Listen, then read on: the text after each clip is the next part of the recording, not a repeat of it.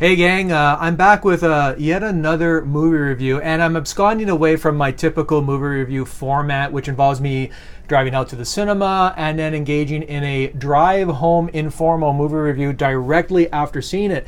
I wasn't afforded the opportunity to see this particular movie that I want to review in a cinema because, gosh darn it, and I'm not afraid to use the word gosh darn it in this day and age. Oh my god! Oh my god! But gosh darn it, I completely lost track of this film's release in a local art house cinema earlier this year, and I finally caught up with it on video on demand in the comfort of my own home.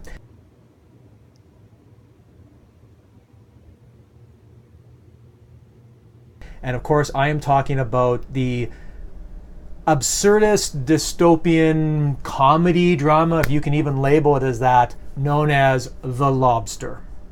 Catching a rabbit is difficult. Thank you very much.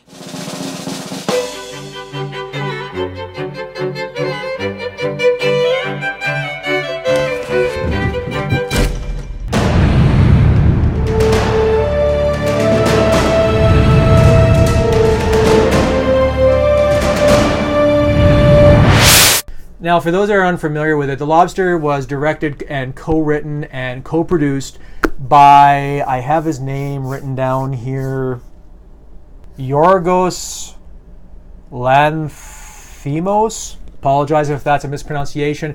He's a 43-year-old Greek film director, and this movie was also co-produced by Ireland, the UK, Greece, France. It's a really international effort. And it premiered at the 2015 Cannes Film Festival, and it actually ended up winning the jury prize, which is pretty high praise. And I guess the best way I could possibly describe this very, very strange movie is sort of like, it's like Tusk. If anyone remembers that Kevin Smith film, it's maybe Logan's Run a little bit. Those are two movies that sort of came to mind when I was watching this film. Welcome to the 23rd century. The perfect world of total pleasure. Imagine a world in which you need never be alone. You touch a switch, turn a dial, and the perfect lover steps into your arms. It stars Colin Farrell as a guy named David. He's this newly single guy who is trying to connect with someone and find another soulmate after the love of his life and his wife has left him for another man. Now, this is a dystopian, semi-futuristic sci-fi film in a way because it takes place in an unspecified point in the future where people go to a hotel, check themselves in, and after 45 days, if they have not found a partner and have formed a loving bond with another human being, they will be transformed into an animal of their choice. Have you ever been on your own before? No, never. Your last relationship lasted how many years? 12. Sexual preference? Women? Any children? No. And the dog? This is my brother. He was here a couple of years ago, but he didn't make it. Understand from your brother's experience. If you fail to fall in love with someone during your stay here, you'll turn into an animal. So yes, this film is that crazy. As an animal, you'll have a second chance to find a companion. And I kind of loved it for it. 3, 2. You're like a brother to me. Oh, you're my best friend in the whole world. I don't think I'm your best friend in the whole world. David ends up checking himself into the hospital, and he chooses a lobster because of their extremely long life cycle and their love of the sea. He specifies exactly why he wants to go with a lobster. Have you thought about what animals you want to be if you don't make it? A lobster. Now, have you thought of what animal you'd like to be if you end up alone? Yes, a lobster. A lobster is an excellent choice. This hotel has many rules and regulations, like masturbation is forbidden, sexual stimulation by hotel maids is allowed, which is really peculiar. Guests are required to attend these dances and watch like propaganda videos. It's a macabre comedy, yet at the same time it's also deeply disturbing and very unsettling. It should also be noted that David is the only character in the film, as far as I could see, that goes by an actual name. Everyone else is simply known by a nickname or a moniker. It should also be known that residents can extend their deadline of 45 days by engaging in these hunts where they go into the forests and they capture loners. And by tranquilizing and capturing loners, they get an extra day on their 45-day time limit. Needless to say, David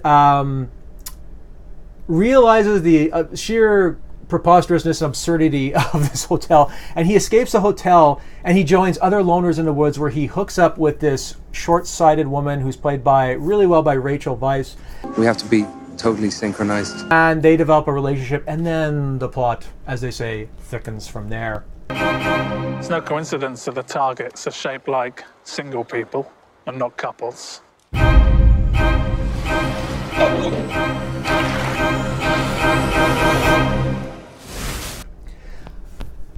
Man, I'm really at a loss for words about this movie. This is definitely a very acquired taste. I think you're going to really require a lot of patience and a lot of fortitude to sort of submerge yourself within this film and sort of crack through this film's almost impenetrable exterior. I think if you're willing to, this film is incredibly rewarding. I thought that on a level of satire, it really spoke to a lot of fundamental truths about human relationships and how human beings bond with one another and how we communicate with one another and how we engage in power struggles with one another. And it really is sort of a very sharp and observant satire about dating rituals and the awkwardness of mating with other people. As for you, they'll catch you and put you in a pot of boiling water until you die. And then they'll crack open your claws with a tool, like pliers, and they'll suck out what little flesh you have with their mouths. You're pathetic, both of you. Despite its apeshit crazy and weird premise, I found the film very topical and relevant. You know, a lot of my friends say there's just no originality in the movies anymore. It's impossible for movies to be original. Well, watch a movie like The Lobster, because that's the complete antithesis of that statement, because this film is wholeheartedly original through and through. I also found the film visually very bold and imaginative. I like the shooting style and the cinematography. I also love the bold musical choices. There is a weakness to the film. I would say that it's not entirely maybe plot driven. I think it maybe sort of loses its way in the final third, but as a tone poem and as a somber yet hysterical mood piece, this film is gangbusters on point. I also really have to come out and admire the thankless performance by Colin Farrell. Colin Farrell is an actor that a lot of people think has kind of fallen off the radar, so to speak, but when he's given the right material, he is one of our strongest and most empowered and charismatic actors, and I really like the way he sort of effectively modulated himself down and dialed into this very understated and sedate performance, which I think allowed for the absurdist comedy and the darkness of the material to really shine through. Sexual preference? Women. Is there a bisexual option available? No, sir, this option is no longer available.